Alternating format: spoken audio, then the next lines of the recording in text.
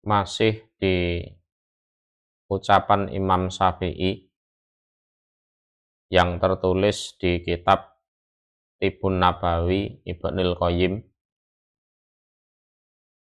arba'atun tazidu fil akal, wa arba'atun, dan 4 perkara tazidu yang menambah, 4 perkara fil akli, di dalam akal.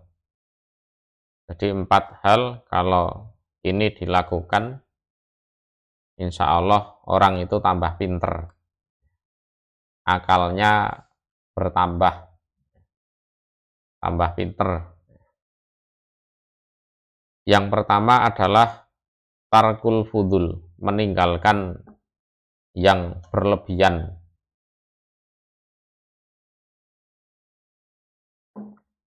Minal kalam, dari ucapan. Artinya ya tidak banyak ngomong, tidak banyak bicara, bicara ya seperlunya saja. Orang banyak bicara itu cepat tua. Nanti uban itu muncul di waktu yang sebenarnya belum waktunya. Insya Allah nanti ada pembahasannya. Yang kedua, wasiwaku, dan bersiwak. Jadi mulutnya dibersihkan, giginya, lidahnya dibersihkan. Itu bisa mempengaruhi kecerdasan akal. Yang ketiga, wa mujalatus sholihin, dan duduk bersama orang-orang yang sholih. Ini bisa menambah akal, duduk bersama orang-orang yang baik, orang yang hidupnya lurus-lurus, itu bisa menambah akal. Yang keempat, wa mujalasul ulama, dan duduk bersama para ulama.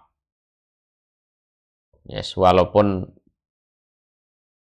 tidak bisa menerima semua ilmunya, ya setidaknya dapat ya berapa persen itulah.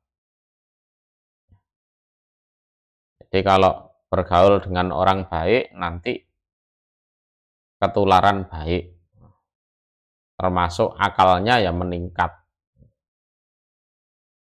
Kita lanjutkan. Wakola, dan berkata sopo Aflatun, komsun iku 5 perkara, yubdibna, yang merusak, 5 al badana, pada badan. Ada 5 yang bisa merusak badan. Warubama, dan kadang-kadang atau seringkali. Jadi rubama itu bisa untuk taklil, yang bermakna kadang-kadang, bisa bermakna taksir, yang bermakna seringkali. Kotalna, membunuh, 5, membunuh badan. Bisa menyebabkan sakit atau bahkan bisa membunuh. Yang pertama adalah kosoru dzatil yad.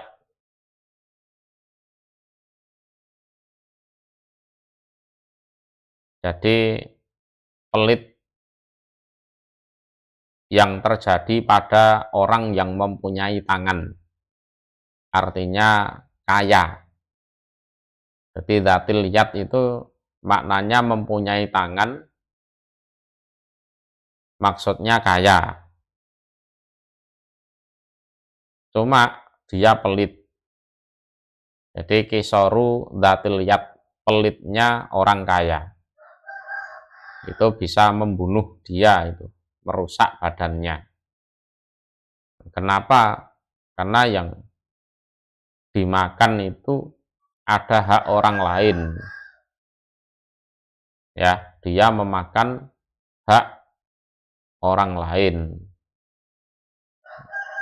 Itu jadi penyakit, bahkan bisa membunuh. Jadi adanya disuruh sedekah, infak, zakat dan lain-lain kan mensucikan harta. Sementara dia pelit, ya sudah dimakan sendiri, akhirnya jadi penyakit yang membunuh. Yang kedua, wa firaqul akhibah, dan berpisah dengan pujaan hati. Ini bisa membuat sakit, bahkan bisa membuat mati. Nah, prakteknya Nabi Yakub sendiri berpisah dengan putra tercinta sampai sakit parah, sampai hampir mati. Jadi berpisah dengan pujaan hati. Itu bisa merusak badan. Berpisah terus tidak ridho, tidak dikembalikan kepada qadar. Nah ini ya bahaya juga. Semua bisa kenaan seperti ini. Karena dunia itu tidak kekal, dan ada pertemuan pasti ada perpisahan. Ya, ada pertemuan, ada perpisahan.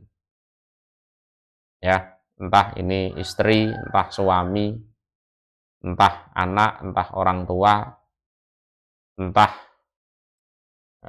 sahabat karib, yang mana cepat atau lambat kita akan berpisah dengan mereka. Kalau tidak ridho dengan qadar, wah ini bahaya.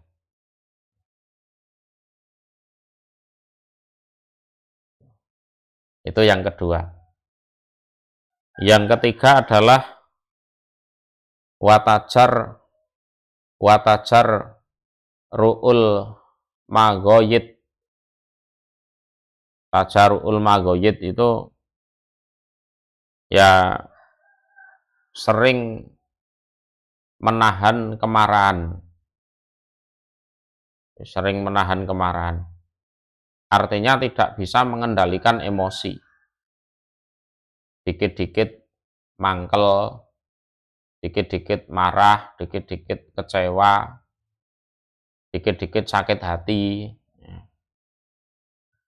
dan hatinya tidak segera dibersihkan, tidak memaafkan, atau tidak mau istilahnya mengikhlaskan, itu bisa membunuh dirinya sendiri.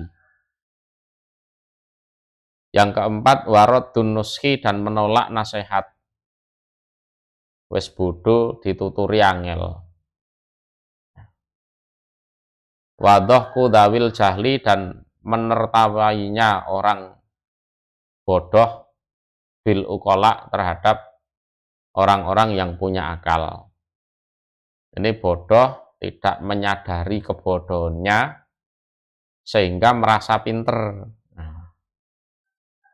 Ya kan? Orang bodoh tidak menyadari kebodohannya sehingga merasa pinter. Terus yang berseberangan dengan dia dianggap bodoh, padahal yang berseberangan dengan dia adalah orang pinter, terus ditertawakan. Jadi bodoh tidak menyadari kebodohannya, malah menertawakan orang yang sebenarnya punya akal. Zaman sekarang apa ada? Oh, banyak orang bodoh, banyak ngomong, itu banyak. Orang pinter jumlahnya sedikit, ngomong kalah. Secara voting kalah. Nah, terus yang bodoh itu merasa menang.